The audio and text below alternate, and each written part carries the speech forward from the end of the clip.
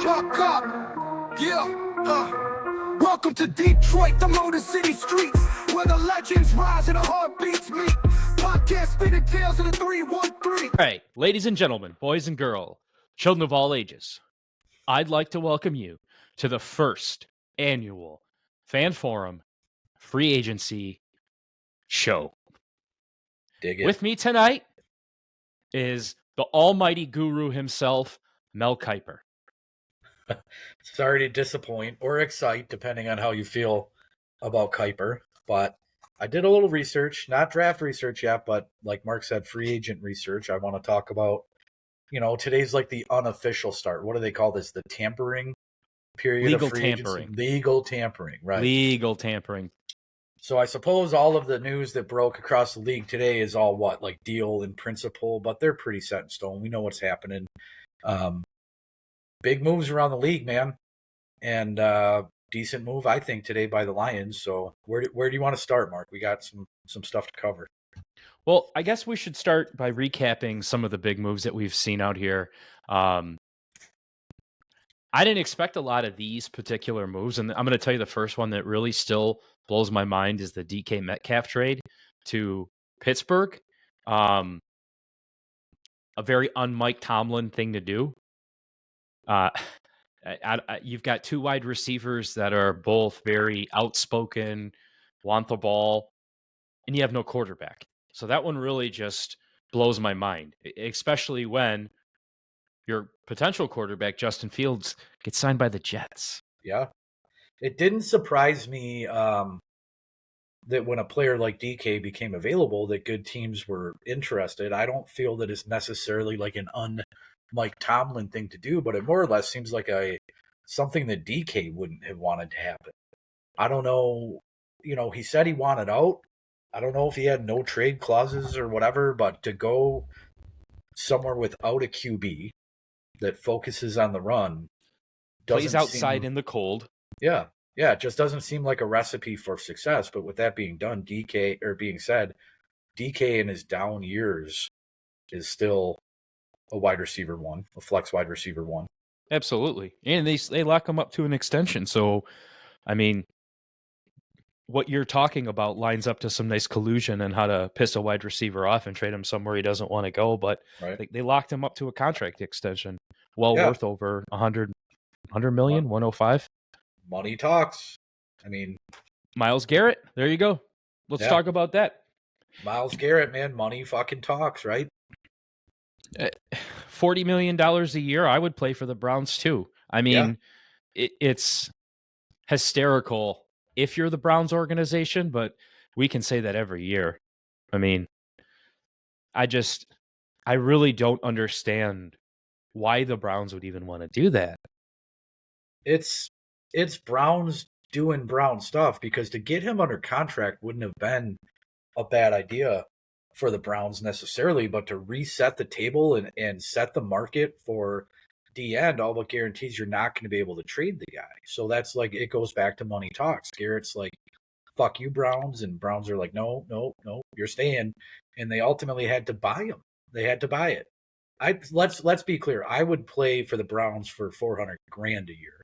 But when you're somebody like Myles Garrett, shit, I mean, there's no turning that down. Play for 5 more years, make a ton of money, but it fucks us over, and it fucks some other teams over because you've reset the table. You've raised the expectation. And I don't think anybody is going to be trading to acquire a $200 million contract. So if they do have a trade in place, if it's toxic and he still wants out eventually, the Browns are going to have to eat part of that money, which is just such a Cleveland structure. I was going to say they're already eating Deshaun Watson's contract. They're eating his contract. I'm not even going to go down the list of all the other dead cat money that they've ate or are currently eating. That's a team that honestly, they need to be penalized and just give them a season off for how terribly they've been ran. And they hyped them up so hard too once they had Baker. Have a Rule 5 style draft where everybody has to take a player from Cleveland to take over that salary cap and let them just start over. Something like that, man. Because if you're the Browns fans right now, really any fan, out of that state, because look what Cincinnati's doing too. They just completely love to dismantle everything good that they have, not pay the right people. I'll line this right up for you. There hasn't been any movement on your D end pass rush of a dream, but talk about that pitch. Well, I think from talking about the trade potential there, I think it probably behooves. I just got a text and it derailed me. I think it probably behooves Cincinnati to sit and wait a minute, right? See what teams fill their position of need at DN via free agency in the first couple of days, and that's going to change, what they could get in return, right? If a bunch of DNs fly off the board, tier 2 DNs fly off the board first day of free agency, they can go to Detroit and say, hey, this was a third round pick, or this was this or that, but now it's looking like a third round pick and some compensation from next year and blah, blah, blah, blah, blah. I think that he's still available. I don't think necessarily that he'll play in Cincinnati. I mean, you can use the tag on more than one player now, but they have a lot of money tied up in wide receiver now that they've tagged. So I think he's still on the market, but it's a power move to wait and see. Yeah, I don't know. I don't know how powerful it's going to be. I guess if you really think that he's not just trying to hold out for like a Myles Garrett type, looking for an actual extension and saying, listen, mofos, pay me. But when you talk about guys out there and there's pass rush out there, I mean, who else is out there? There's been a big gap between Milton, Uncle Milty, some of the big pass rush names that we have talked about. I mean, there's a big talent gap. I think that if you're not getting tier 1 talent locked down to a big deal on the first couple of days of free agency, it's a whole different ballgame for most clubs. I think at that point you're looking at what we did last year, or just re-upped for whatever reason this year with Davenport, guy like that. I think there's still a lot of good DNs on the list here. Well, let's go through them. Edge rusher specifically, Josh Sweat. He signs with the Arizona Cardinals, right? Yep. And then we've got Hassan Reddick, signs with our my boy JT's Tampa Bay Buccaneers. That's a good fit too, I think. That's it is a a good fit. It is. Khalil Mack comes back home. Los Angeles Chargers, 1 year, $18 million guaranteed. I can understand that. Malcolm Kuntz, he signs with Las Vegas Raiders. I liked Kuntz. I think that that's a re-signing for the Raiders. I didn't realize that he re-signed, because he was on kind of my deep list of bring him in on a prove-it deal. He had a non-football injury last year. Previous year, played great. I think he had 8 sacks in limited time as someone who wasn't starting. So he was someone that I was hopeful that we were eyeing to bring in on a 1 year. I didn't know he re-signed. He was high on my list. Here's my question for you. What is a prove-it deal for you? Because he signed a 1-year deal with the Raiders. What's a price you'd pay for? What's a prove-it price? For his age and what he did in 2023, I could be way off base here, but I would put it, probably between 5 and 8 million. Way off. 12 million. Oh, wow. Okay. Yeah. So I'm not mad that we didn't get him on a 1 year at 12. Exactly. But if he was allowed to hit free agency with his, injury proneness, if you will, if he was allowed to hit free agency and sat around for a few days, it may have looked more like 8. I would have been okay at 8. Well, we'll move on to number 5. Deo Oidabingo. I don't know. Pass rusher from Indianapolis. Okay. Chicago Bears signed him.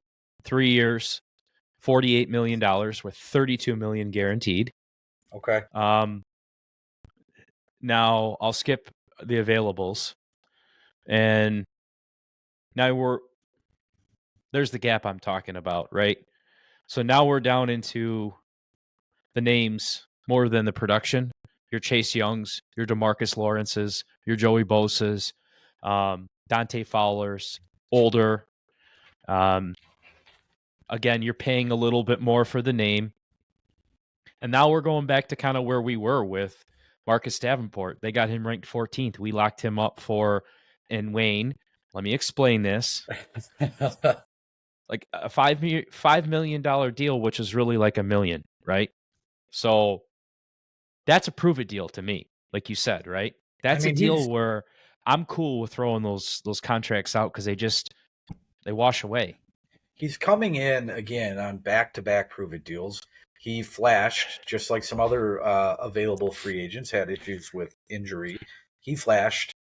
He's often injured. That's been his entire knock. Yeah. But, to bring him in on such a relatively meaningless amount of money, that's like a little bit over veteran, maybe double veteran practice squad money. It is what it is. It can't be your plan for DN moving forward, and there's nothing that says Davenport is going to be the bookend next to Hutchinson at that price. And what we know of him, we can't plan on him being even a 40 snap a game guy, right? So he's played 6 games over the last 2 years. Yeah, and we knew that when we signed him last year, and we now of course know that that's a possibility this year. So it can't be your plan moving forward. But is he a locker room guy? Is he a positive person to have around? That's worth it. Will he make the 53 at that price? There's no cap hit there. There's no shame in spending that money to keep him off the market. If you like what he did when he was healthy, if you like what he does for your locker room, he might not make the team. No, I agree. I think that's one of those signings where when I said they must have seen something in him or like something in him, there's got to be an element where they're like, listen, we know you have the injury knock on you, but there is that but. And I think that's that culture element that we've talked about for so long. And then you've got Zadarius Smith, who we cut for obvious reasons, though. It was a cap hit contract we didn't agree to. The production we got out of him, to me, it didn't say, let's ride that contract out. It says, we're okay with cutting you, letting the market fall in a time where it's a great time, right? The draft's loaded with D linemen. Yep. It's been D linemen all day. So if there's a time for us to sneak a 30-year-old Zadarius Smith to a 1-year prove-it deal. What was the draft pick that we gave up for him? I mean, I could have Googled it earlier, but I just thought about this. What did we give? It was relatively nothing. Yeah, I think it was like a 6th or 7th rounder. I'll look, though. Yeah, because if it really was that low and you got a half a year of production out of him, he was a presence, it was worth it, right? Lions sent the Cleveland Browns a 2025 5th-round pick and a 2026 6th-round pick in return for Smith and a 2026 7th-round pick.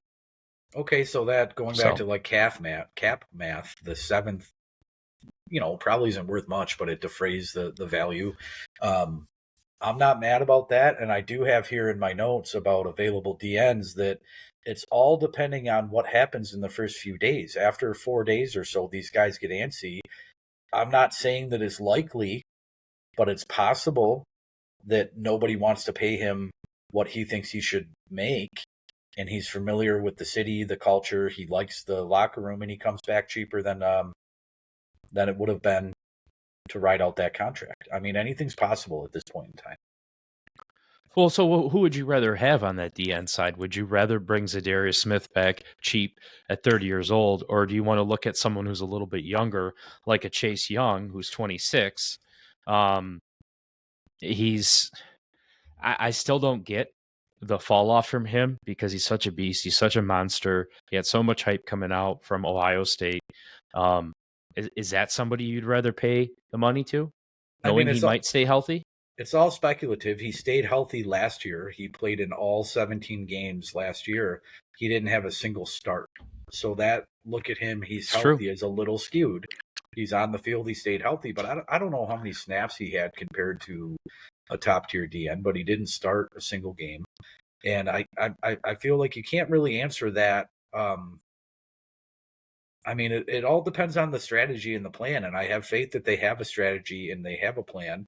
If they're not going to try to move up in the first round or take like an interior guy or an edge at 28, then yes, I would be interested in Chase Young on a prove-it deal, even if it was 2 years.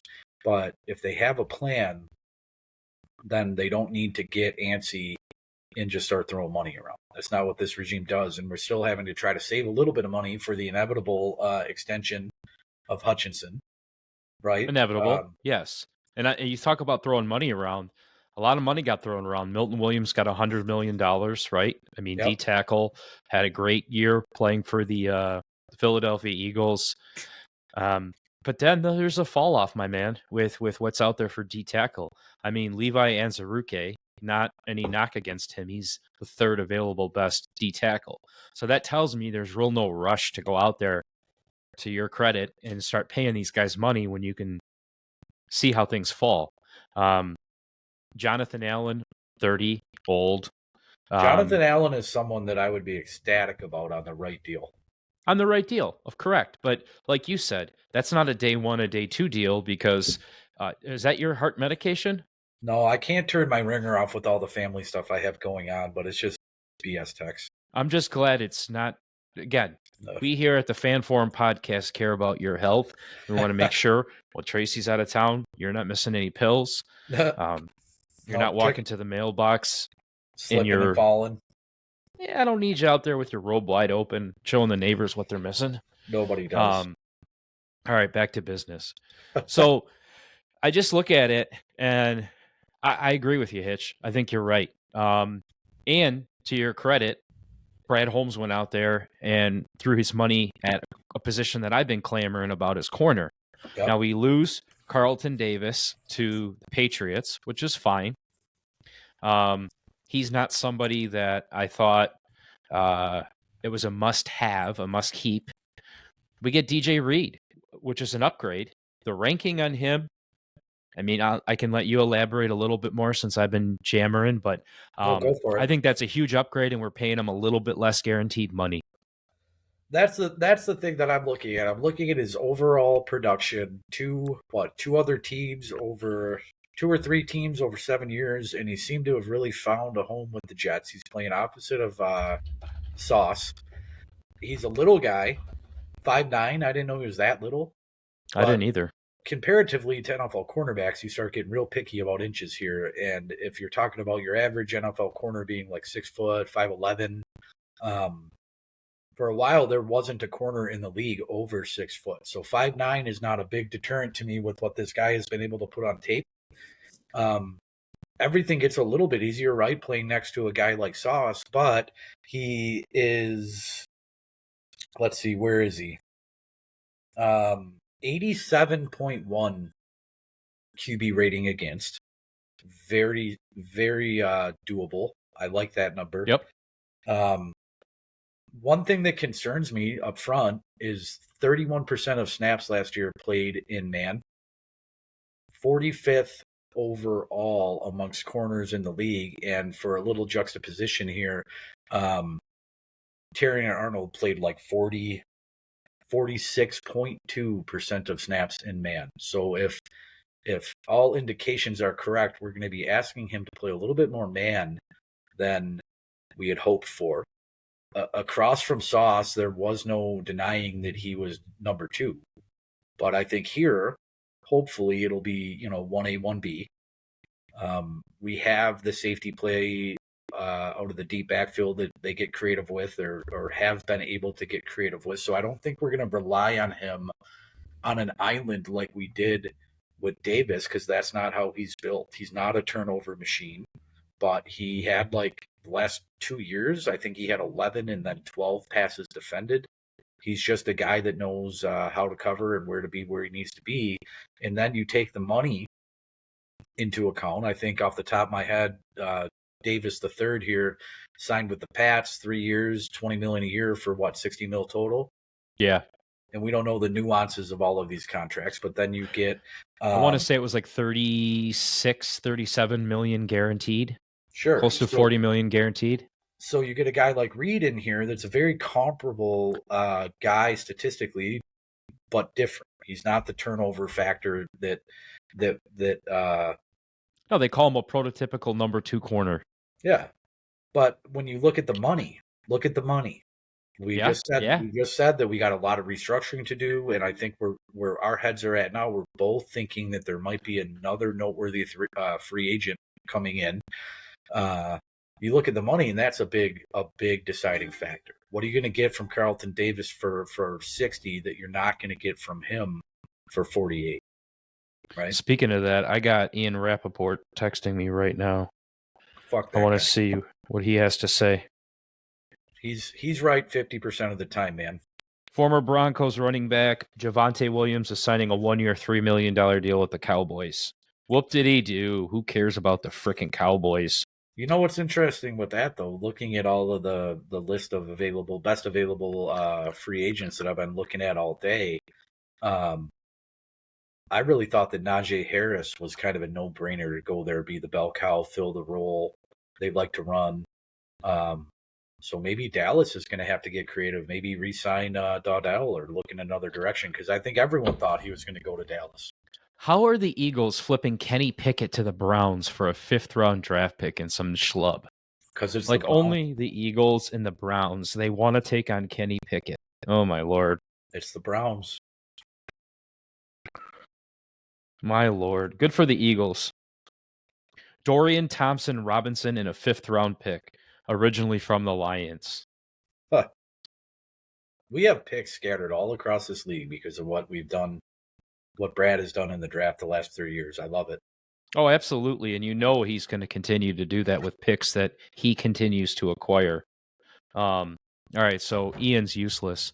So here's what I'm thinking. So the same thing with the corners, right? We sign a corner, we put some money out to a nice young-ish corner. There's the gap. There's the drop-off, right? Now you're looking at guys like Stephon Gilmore, 34. Mike Hilton, 31. Even Jordan Lewis, he got signed by Jacksonville. So the way I look at it is everybody else you're getting at corner, it's going through the draft, my friend.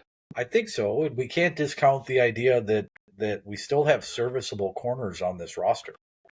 There We was do. guys that stepped up big time. So you still have Meek. You still have good corners that made impact last year. We were thin at corner, but we're not having to totally start rebuilding at corner. I think we learned a lot, or I should say, Brad probably learned a lot from last year. You don't want to go in thinking that you're super solid, which we were to an extent at the beginning of the year. We just weren't deep. Well, and I think he thought we were deep, but the injuries that we faced were kind of unprecedented, at least over the last few years in this city and many others. It can't let you deter the way that you want to build your roster, but you do have to pay a little bit of attention to a little bit more depth. But that you say, like, all draft, baby, sure, we'll probably draft a corner, but these late free agents that you can rotate in and out of your practice squad and not have to break the bank for that are serviceable is like 4th corners or 5th corners. I still feel like we could see a little onslaught of before the draft, week 2 of free agency, where he takes the opportunity to really build some practice squad depth and some 53 depth that we just found out we didn't have last year with the plethora of injuries. Well, speaking of plethora of injuries, where's your head at on the next move to fill that next big gap, right? Because obviously we just got done talking about we got beat up at corner. We go out, we get DJ Reed. You just sold everybody on why you shouldn't worry about the rest of the roster and the whole strategy, which I'm not saying is wrong, Hitch. I'm seriously not saying it. Sure. You're right. The chances of us knock on this desk of kind of fake wood going out and having a historically injury-ridden season again, it's not impossible, but let it happen to the Cowboys this year. Let it happen to somebody else. But I look at it and I'm going through this list, and every year, I swear, offense seems to always dictate the headlines. I'm looking at offense. This is a good year for us to be going deep on defense because there ain't shit out there for offensive free agency. You have Well, Amari Cooper as your top wide yeah, receiver, and he's the 31. the only of these notes that I took that was all defense, and I was thinking about that kind of after the fact, but I looked back at what I compiled, and the only kind of question I had on offense as far as free agency is concerned is, unless I'm wrong, man, I Googled it a little bit today. I asked my buddies about it today. I feel like there has just been absolute crickets from the Tim Patrick camp, right? And Yeah. you look at the list of available wide receivers. Most authorities don't even have them listed as a free agent to target. So I did take some notes on wide receiver, and again, I think that if you're going to grab another wide receiver, it's going to be someone commensurate to Tim Patrick. I don't think you're going to go out in this round of free agency and draft your number 3 in perpetuity or your outside X in perpetuity. I think you would be looking at, tier 3 plus, tier 4 plus wide receivers. At this point last year, I would have considered Tim Patrick a tier 4 plus wide receiver. He did exactly what we needed him to do in this offense when push came to shove. He was a presence. He had to be accounted for when he was on the field. He's a big body guy to play outside. He goes across the middle. We can accomplish that in free agency with some guys that I'm sure we're about to mention. It doesn't have to be Tim Patrick, but it's a little auspicious that we haven't heard anything from Tim Patrick. And I think that if they're not prioritizing bringing Tim Patrick back in, we can look into free agency at these different tiers of like 1 year, 2 year veteran wide receivers. I can tell you why they're not hearing anything from Tim Patrick is because the market is. I'm looking at a lot of these guys, the almighty wise Hitch, and I'd rather have Tim Patrick back than DeAndre Hopkins' old ass, Amari Cooper's old ass. There's a what lot you're of getting. You know what you're getting. exactly. Right? So even if you call Tim up and say, we're going to get a deal done, buddy, don't worry about it. I really don't think that's one even where maybe 4 million, 2 million, 3 million. I mean, it's another chump change contract. I mean, if you bring them back, you have to give them a bump, right? What do we have? What did Tim Patrick make last year? No idea. You know so much about the guy. I figured that you at least know this. It was a 1 year. Hold on. I'm gonna guess 3. He's not. He's pretty well paid. Over 3. No, it was a 1 year, $1.1 million base salary. Okay, so if you had to bring back Tim Patrick at 3, or go I'd out take Tim Patrick at 3 over DeAndre Hopkins, Amari Cooper, what's his ass, Stephon Diggs, Keenan Allen. I mean, these guys are old, man. there's Mike guys, Williams. We know what we're getting with Tim. yeah, and there are guys out there with a competent system that can come in. And what did Patrick have, like 350? There's guys out there that potentially could do better than that, but we're not going to need them if we employ the same offense. We're not going to need them at more volume than we needed Tim Patrick. We're not going to get anyone much better to force us to throw their way than Tim Patrick. I have a little bit of a different outlook on some of these wide receivers, but it all breaks down to the contract that you're going to have to give them. I wouldn't hate 1 year for a guy like Keenan Allen, but Keenan Allen still thinks he's Keenan Allen, and he wants to go to a place where he can get a lion's share of the target, have a chance at 1,000 yards. That's not Keenan Allen is not welcome here. Sorry. I have Diggs, Allen, Hopkins, Cooper, Slayton, Lockett, Demarcus Robinson. Hopkins literally in free agency had his agent call and said he wanted to play here, and we said no thanks. Stephon Diggs is a locker room nightmare. He's not going to come here. Slayton, I think, actually did just resign. With the Giants? Yeah, I'm pretty sure, like momentarily ago. Let's see. 37 minutes ago. Breaking news. Darius Slayton agrees to 3-year deal. Okay. I mean, with the Giants. If I have to look at the list of names that I just read and have to potentially, I'd rather have Tim Kennedy.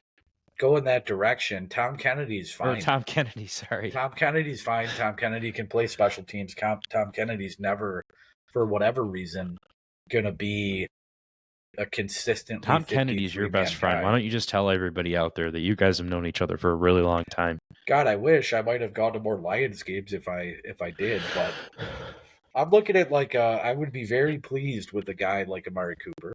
I don't know how much you have to pay these guys though. I would be very pleased with DeMarcus Robinson or even Lockett on like a 1-year deal. We're not looking to build with guys like this. We're looking to make the playoffs with guys like this. I guess if there's anybody on that list and I had to pick one, it would be Amari Cooper. Yeah, that I would be okay with. That I think would not be a disruptor. I think that still knows how to contribute. He showed what he could do, like on a team like the Bills. Clearly, he didn't try to be a number one. So yeah, I mean, I don't really think we're in a hurry though that we're going to have to make these moves. Now, here's one that I'm real curious to see, and I'd like them to do something with. And we got Zeitler. He's a free agent right now. He's 35, right? Put an excellent season together with the Lions. Ben Johnson just went out and got every tackle off the market, which I don't blame him.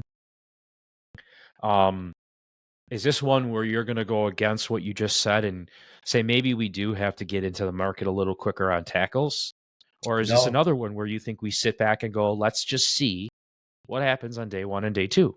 So as far as my positions of need for this team, I think in this order, maybe a little, not going to set anything in stone, but I think that it's edge, it's D tackle, and then interchangeable in free agency or in the draft would be wide receiver and O line.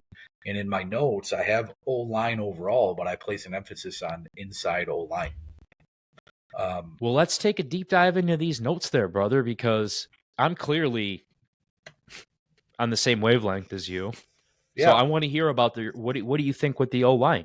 So I did dive deep into writing down available offensive linemen, but I think that we might see something happen like bring in a tier 2 guy, an older guy, maybe even re-sign Zeitler, right?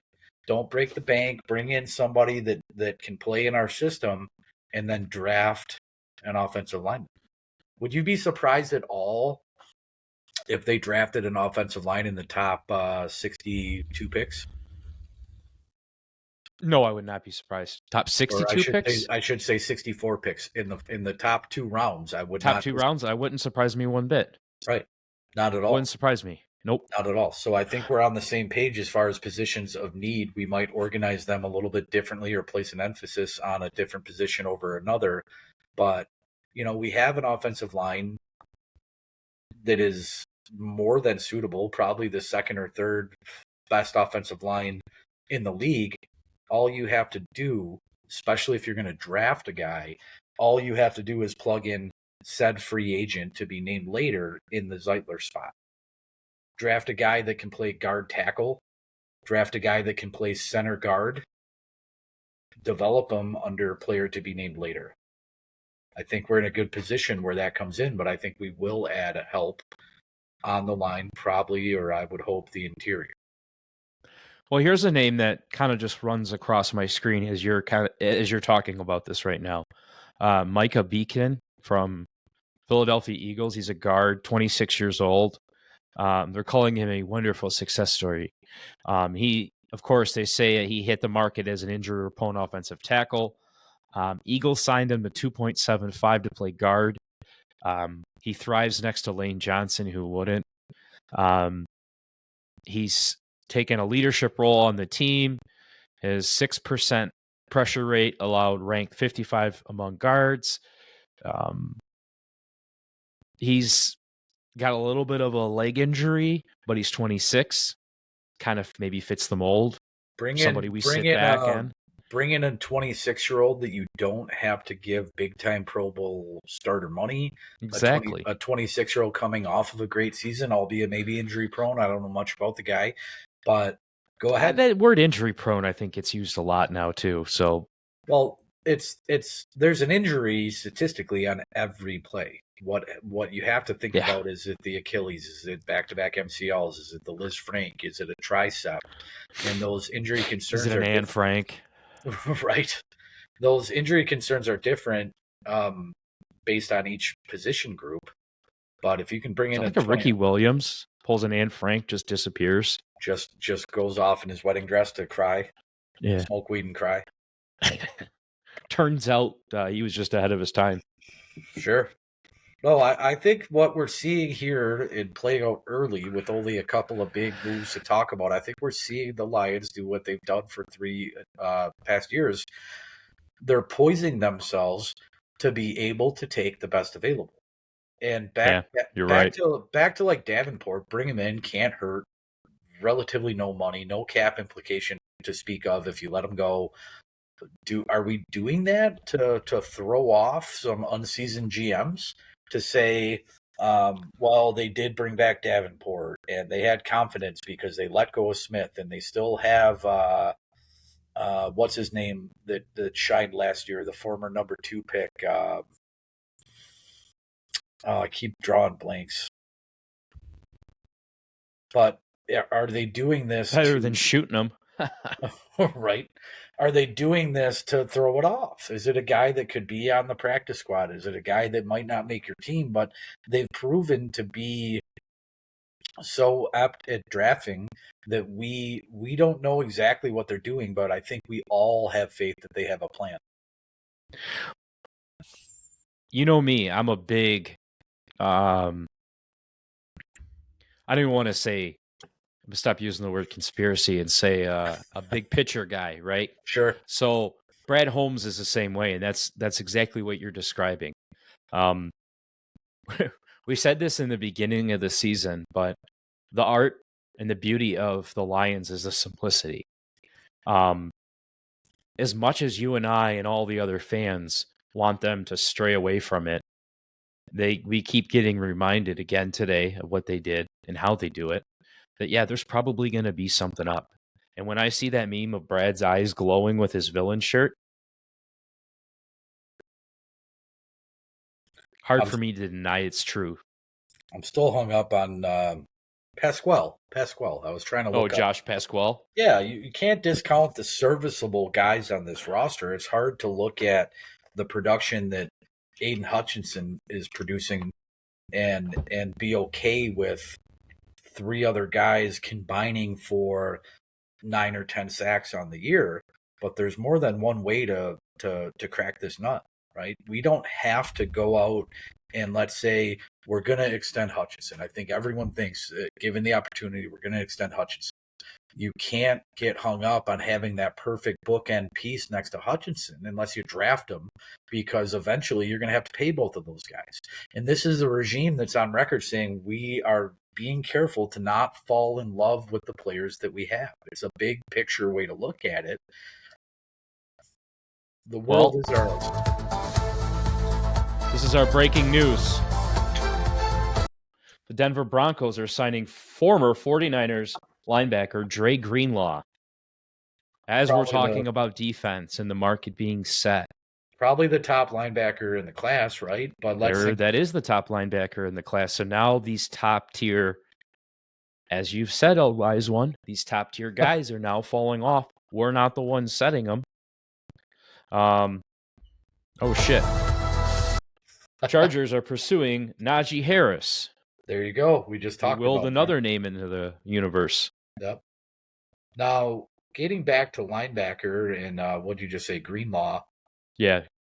Greenlaw would have been somebody that I was interested in bringing in. I don't know a ton about the schemes that he's played in and what he actually brings to the table, but on paper, sure.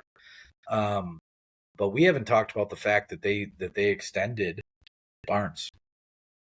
They did extend Barnes. They extended Barnes. That was something that I was hopeful for, and I'm not mad about.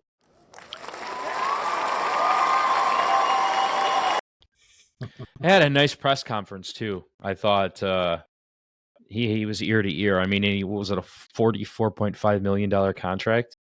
I want to say a little less. Maybe it was like 3 years at right around where I kind of thought he would be. Unless I'm way wrong, I think it was like 3 years at like $8 million a year. Okay. So he's looking at an increase. He's looking at getting rewarded for the development that he made. And I think he only played 3 games last year before he was out for the season, but every year this guy continues to progress in the right direction. He's certainly, I don't want to say the only, but the most skilled Sam linebacker that we've had over the last 3 years. You ask him And to he's someone cover. we drafted, man. We put Yeah, our yeah. own passion into the guy, developing him. He's I agree.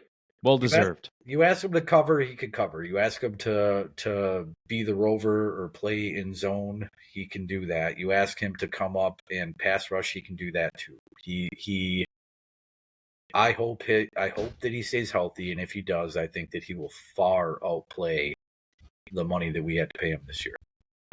Agree.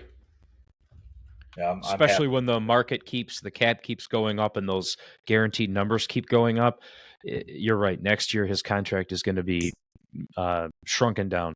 And that's one thing that not a lot of people talk about too. You give a lot of money to this guy or that guy, but it's all relative to how much the cap is going to increase. And if you look at the projections over 2 or 3 more years, the cap is projected to increase by like $30 million. I mean, we make money, we inflate it. It's just going to keep going up. There's no stopping this machine that's been created. Right. Agreed. Well, let's look at some of these available teams or available players that are still out there. On the linebacker side, now that Greenlaw just gets pulled off. I mean, from a true, I don't know, man. I think there you go. The market was paid, and now we sit and wait, like you said, because there's not much. I'm not paying Joey Bosa. I'm not paying Von Miller. Okay, so hold on.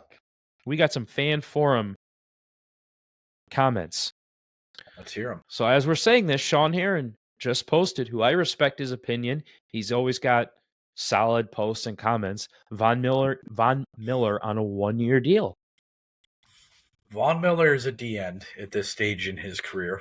I know we were just talking linebacker, but yeah, Von Miller still in the defensive. Von Miller's probably listed as a free agent linebacker, but you got to think about 3-4.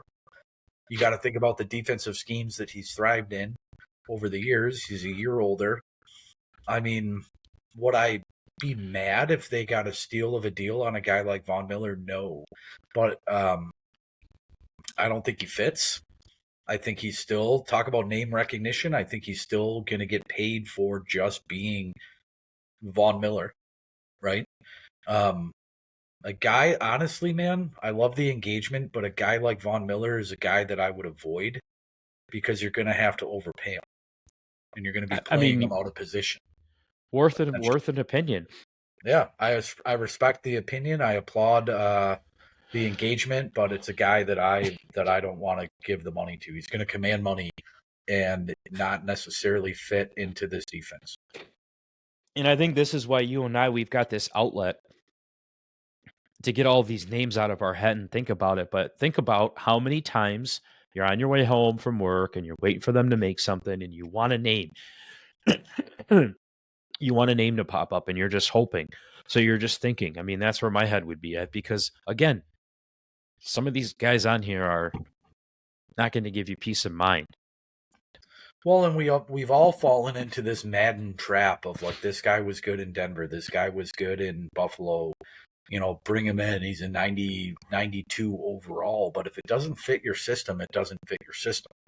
And that's where I'm at with a lot of these guys that are left. The linebackers and the edge rushers, they have to fit the system, not just the locker room. They have to fit the scheme. Let's see if we got Hitch. Take your top off. So there's some comments about you going nude. Are we live right now? Are people watching this live? No, but we will be, and that's something that I want to start doing. So I won't tell you when we do it, though. I'll just just let it roll. Just let it roll. I'll actually say that this is where we're not live, and I'll be making lots of edits. Dig it. Sorry, I thought I had more breaking news, but it's just baseball. No, this is obviously a good night to do it. We got on a night early because today's that legal tampering day. There's a lot of stuff to talk about. It's a tampering-filled day. But I think it gives us a lot of insight, like you said, on what draft day's plan is going to be, right? Throw my whole idea of them aggressively pursuing a corner out the window. But They're clearly going to go defensive lineman, offensive lineman, and your surprise is going to probably be the only surprise you're going to get is an edge rusher from Cincinnati if they're going to make something blockbuster. I would Let's love it. call I it would love just in blocks at how it is. it. In principle, I would love it. If Okay, we I don't want to beat around the bush. Yeah, in principle, I would love it. It would shore it up. It would make our D line on the edge at least awesome. You can't discount that we still have DJ Reader. There's still a couple guys out there, like I said, Jonathan Allen, I think, would fit here if the price was right. Not discounting bringing back Levi Onwuzurike. A lot of these guys were saying, like, hey, we'd like you, but let's see what the market dictates. We're not going to overpay you. Right? Dude, speaking of overpaying, Sam Darnold cashes in with the Seahawks for $100 million. Yep, 52 of it, I think I read guaranteed. So, like, that's what I'm saying. Kind of like on a different level or a different tier of player. But what you got going on in Cleveland, like, sure, dude. Set for life. Give me the money. Let's see how many people we can piss off by suggesting Aaron Rodgers goes to their team. Because there is a fat chance that weirdo is going to play football again and sign a contract. I think Aaron Rodgers to the Giants, Aaron Rodgers to the Steelers. Yes, are the Steelers. More likely than not at this point. Why not? I mean, the guy's ego surpasses his ability to play football. He's going to sell jerseys. Well, the Steelers, I don't know what they're doing right now. I really don't. I'm usually a big Mike Tomlin fan, but I don't know what that team is doing. And the Seahawks, what are they doing? Man, the Seahawks are doing their own thing. So are the Raiders. Look at Geno Smith going to the Raiders. Like, they're burning it down, dude. That's fine. That's fine. I'm glad to not have to be a part of it. I'm glad that for now, at least, the John Kitna days are over.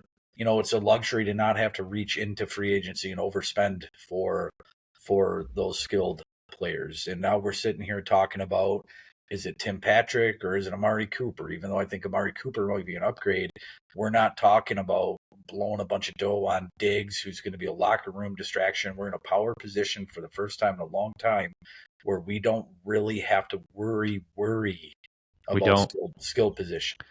Diggs will be a Cowboy anyways. Fuck it. Diggs can go wherever he wants as long as it ain't Detroit. It won't be Detroit. Guys like that are guaranteed not to come here based on our standard for culture. Well, and they have this expectation of production, right? And where we're at right now, if Diggs still is a 1,000-yard receiver, that's great, man. And I'm not going to shake a stick at that, but we don't need it. Well, look at Devontae Adams going to Los Angeles. I mean, what a fucking flop that's going to be. I mean, would it be nice to have a guy like Devontae? Sure, but not for what he's commanding. $26 million at 2 years and how much he's pulling away from the team. Yeah. I mean, there's games where, I mean, I don't know.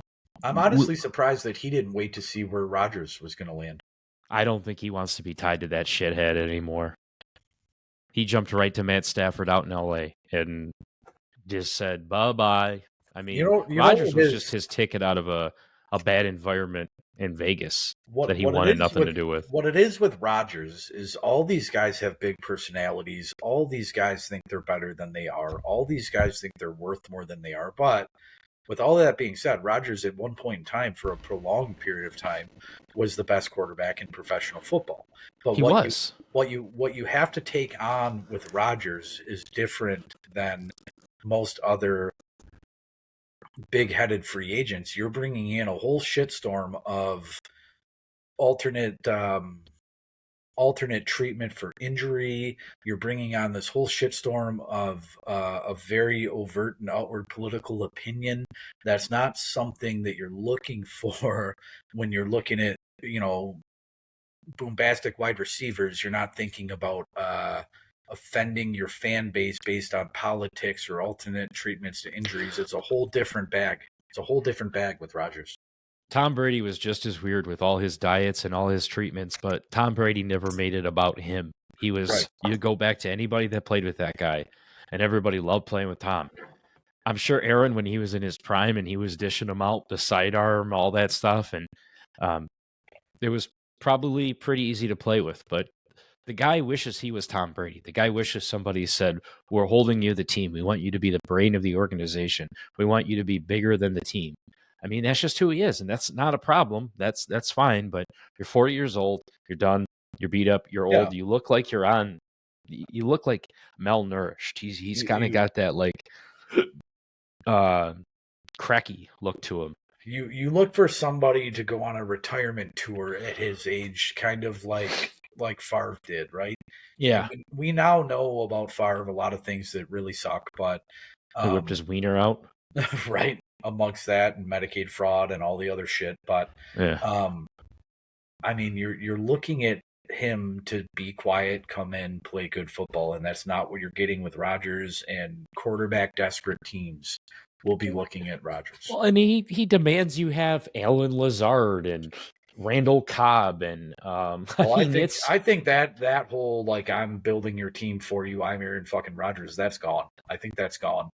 You think But it's gone out of his head, or do you think it's gone in general? I Because think if he wants to continue to play football and make a bunch of money for the next 2 years, 3 years, what have you, that he realizes now that do you remember Favre going to the Jets or the Vikings demanding that they bring Freeman out of retirement or that they sign Green or no, he kind of knew his place. He had productive football left in him, but he wasn't now coming we know in. why they were just happy. He was just Right. happy no one was telling on him. Right, but he wasn't coming in making all these goddamn demands, which I think Aaron Rodgers still thought he could do, and it was unfortunate that his season was cut immediately short. But Was it if he wants to make money and keep playing football, he'll shut his mouth and go to whoever wants to give him, $40 million over the next year. Hitch? Was it unfortunate though that his season got cut?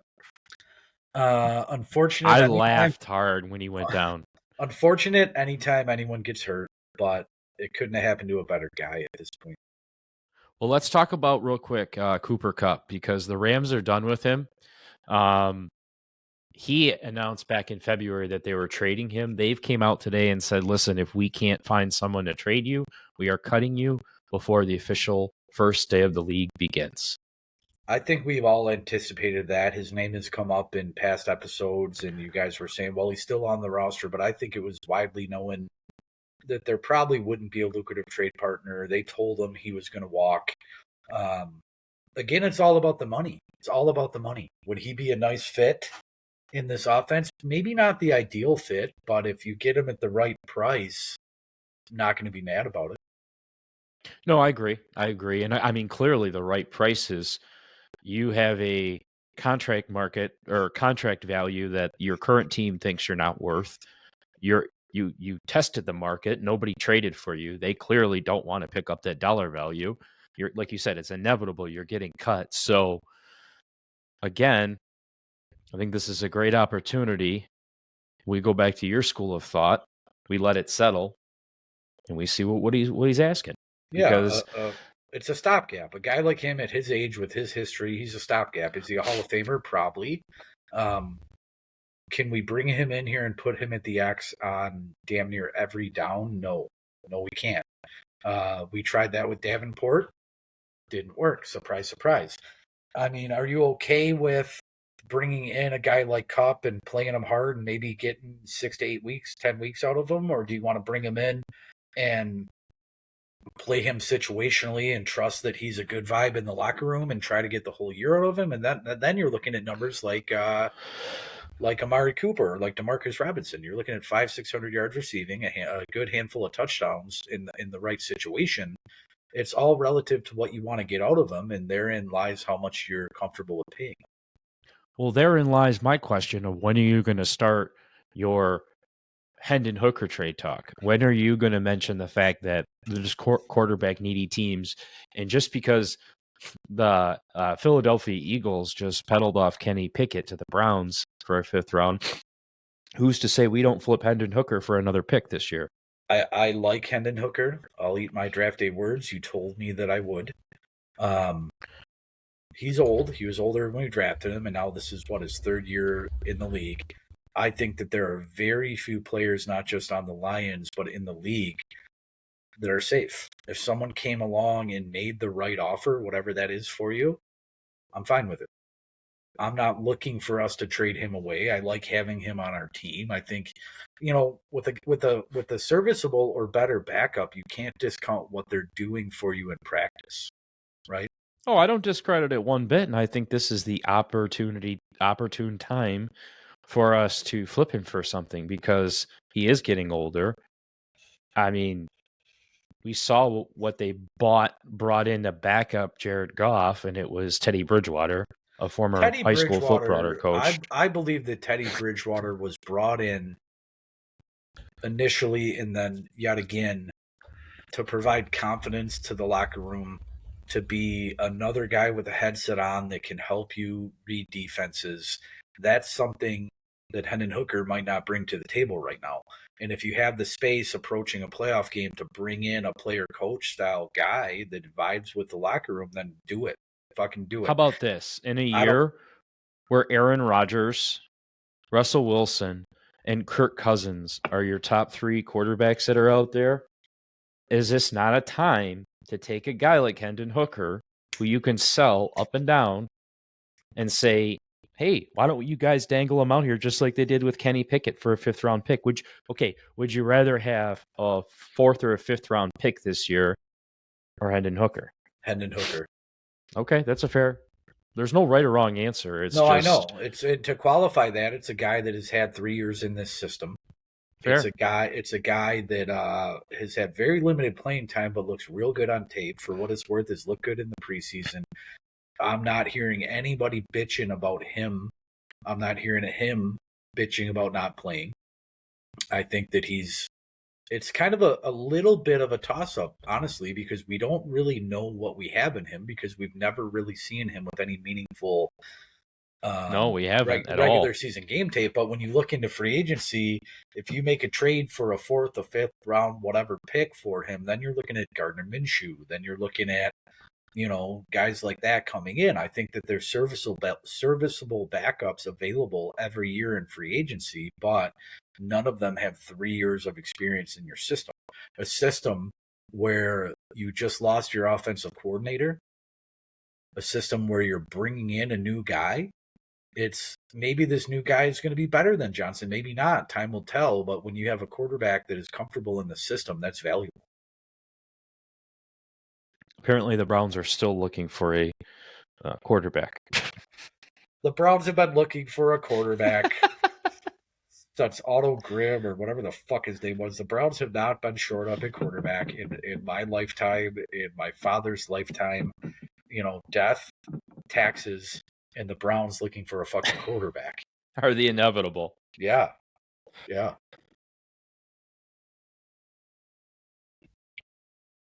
So what? Let's see. We've been going for an hour, and I'm fired up, and I feel like I could go for another hour. But what do we want to make sure we get in here? Is there anything else we haven't gotten in? I think we've covered all the big signings. Okay, Panthers signed Trayshawn Wharton to a 3-year deal worth $54 million, defensive lineman from Kansas City. I guess, are you going to make any last-minute plays for Trey Hendrickson to come here? I think that the Trey Henderson market is honestly just opening. I really Okay. do. I really do. To kind of recap what I had said at the beginning of this hour, it behooves them to wait. They're in a position where they'll let him walk if he wants to walk. They'll gladly play him if he doesn't. I think where my head is at right now is all hyperbole, but 3rd round pick straight up for Hendrickson, I'd be okay with. And I've already said this, but what it comes down to me is if you want to really bookend Hutchinson, you get a 10 plus a year sack guy that is not going to command Aiden Hutchinson money next year. So you own the rights to a guy like Trey Hendrickson via trade. You get what you get out of him. If he comes here and gives you those 10 sacks and plays 17 games, then fucking great, dude. And you give the guy a bag, but nobody is going to command a bag like Aiden Hutchinson.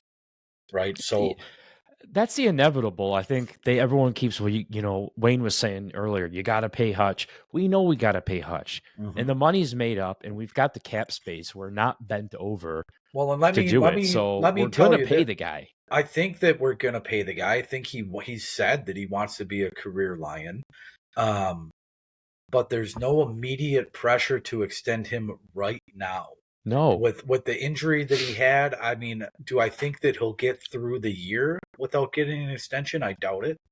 But let's let him play 6 games. Let's approach the week 8 trade deadline and then extend him if he's back to form. So we have that going for us, which is nice.